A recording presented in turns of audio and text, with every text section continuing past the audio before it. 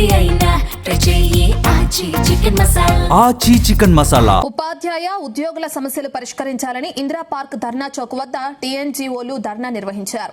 ఉపాధ్యాయులు, ఉద్యోగులు, కార్మికులు, పెన్షనర్ల సమస్యలను ప్రభుత్వం వెంటనే పరిష్కరించాలని డిమాండ్ చేశారు.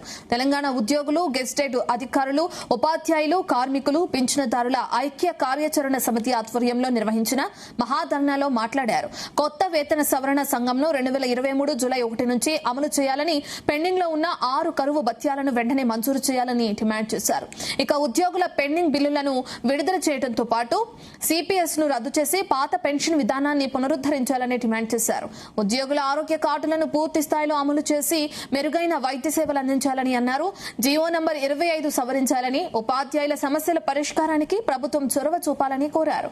ఇక అలాగే జాతీయ విద్యా విధానం 2020ను రద్దు చేయాలని డిమాండ్ చేశారు.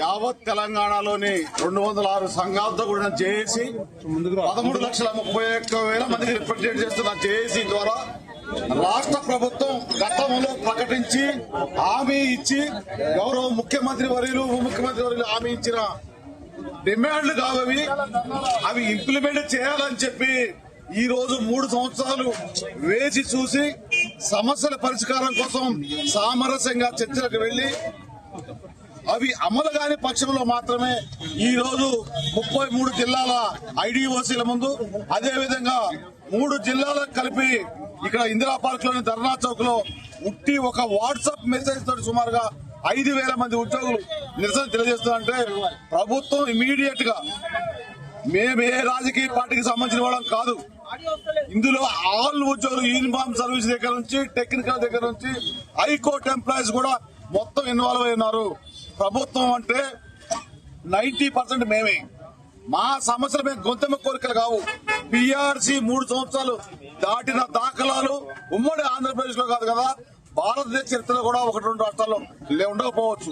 మాకు ఉద్యమాల తర్వాత కార్యాచరణ చేయాలి కూడా మాకు తెలుసు కాబట్టి ఇవన్నీ ముఖ్యమంత్రి గారి దృష్టికి వెళ్ళియో కేబినెట్ కమిటీకి వెళ్ళియో తెలియదు.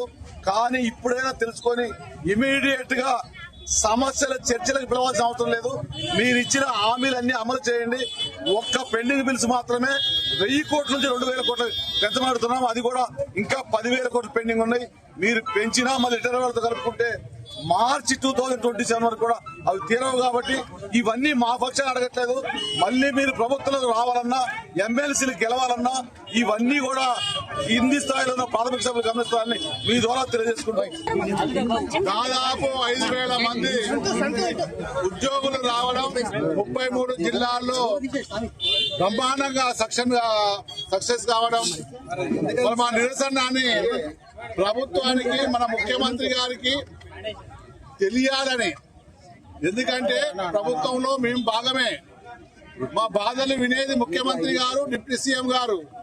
కానీ ఆ రోజు కూర్చుండబెట్టి మేము చెప్పిన డిమాండ్లను కూడా వాళ్ళు నెరవేరుస్తా అని చెప్పి ఇప్పటికీ